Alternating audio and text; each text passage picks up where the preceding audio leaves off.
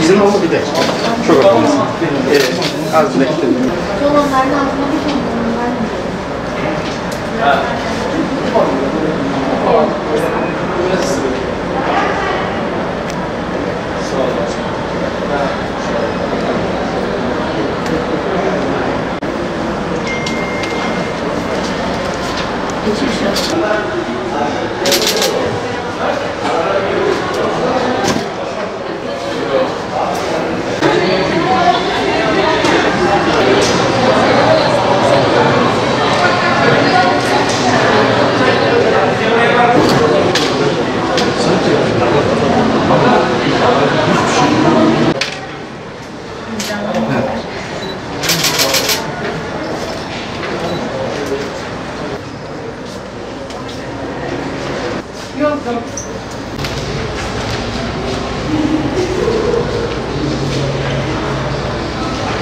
Hayat aslında aşılamayla birlikte normale dönecek. İnsanlarımız öncelikle bunu bilmesinde yarar var. Şu an Gaziantep ilimizde hedef nüfusumuz 18 yaş üstü olarak 1.514.000 kişiye çıkmış durumda.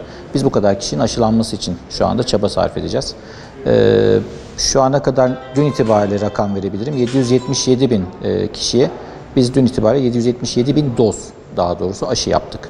Bunun 565.000'i birinci doz aşılardı. Diğer kalanlarsa ikinci doz aşılarını tamamlamış olan kişiler.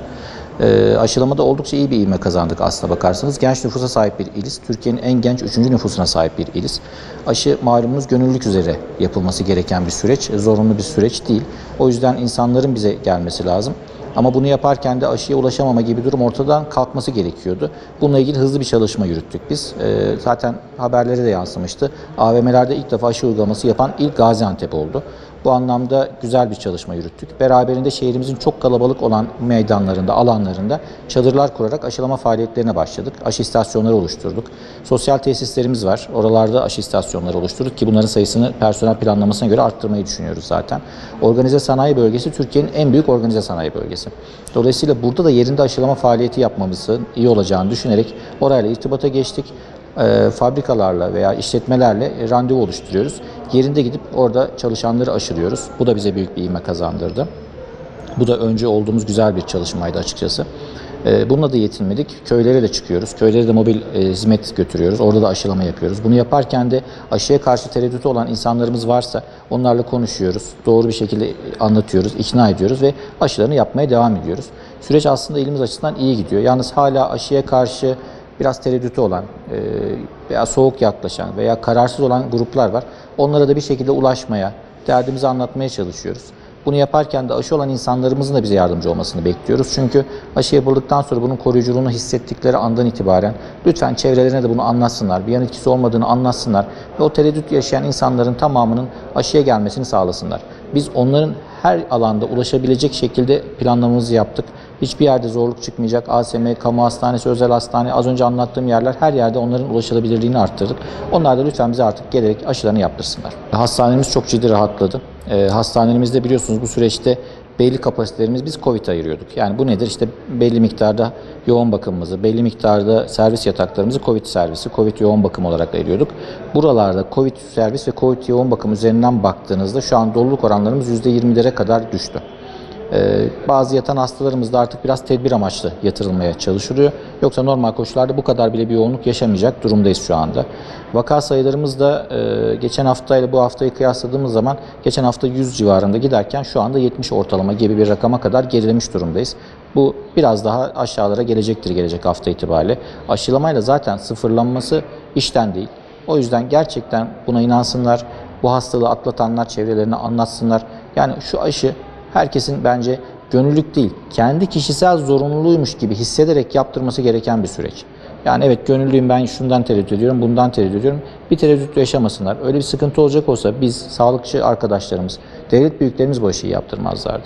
Kimse bu konuda bir tereddüt yaşamadı ve aşıyı yaptırdılar. Aynı rahatlığı onlar da görsünler, aynı rahatlığı onlar da yaşasınlar lütfen. Ve aşıya bir şekilde gelsinler bizimle. Ya biraz dedikodular bizi engelliyor. Bazı insanların inanç sistemlerinden kaynaklı belki sıkıntılar yaşayabiliyoruz. Ama en çok vücutlarına bir şekilde zarar vereceğini düşünüyorlar. İşte bir ara duydunuz, biraz insanlar dinleyince belki komik geliyor. İşte çip takılacağını düşünen hala bir grup var.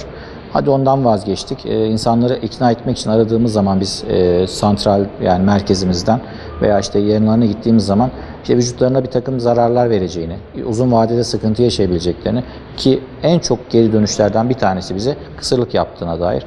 Öyle bir durum söz konusu değil. Hatta bununla ilgili yapılan uluslararası çalışmalar var. O çalışmalar da ciddi dergilerde veya yayın organlarında yayınlandı. Ve şunu bile gösteriyor. Vücuda pozitif etkisinin bile olduğunu, kısırlık yapmaktan ziyade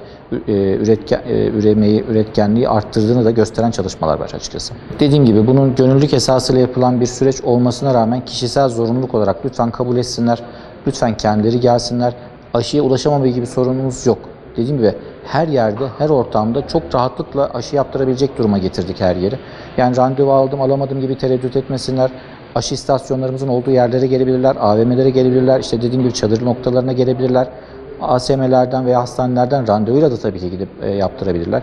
Randevu alırlarsa en azından nerede ne şekilde yaptıracaklarını da bilebilirler ama randevu almaya zamanım yok. Geçerken emin olun bir aşı noktamıza denk geleceklerdir.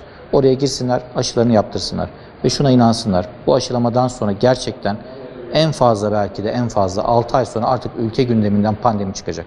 Daha doğrusu dünyanın gündeminden pandemi çıkacak.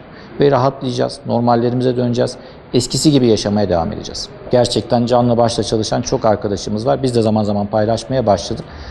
Hepsi için bizim için değerli, hepsi için bizler açısından kıymetli. Daha çok yapmak elbette ki bir kriter değil ama birbirimizi motive etmek için yapıyoruz biz bunu. İşte sen daha iyisini yaparsın, sen daha iyisini yaparsın. Çünkü çok güzel bir özveri var ortada. İnanılmaz güzel bir çalışma var. Yani burada 300 aşı yapan arkadaşımızla tarlaya gidip arkadaşımız arasa bizim için hiçbir fark yok. İkisi de bizim için çok değerli. İkisine yaptığı iş çok kıymetli. Çünkü aşıya ulaşılabilirliği arttırıyorlar. Bu pandemiyle gerçekten büyük bir mücadele ortaya koyuyorlar.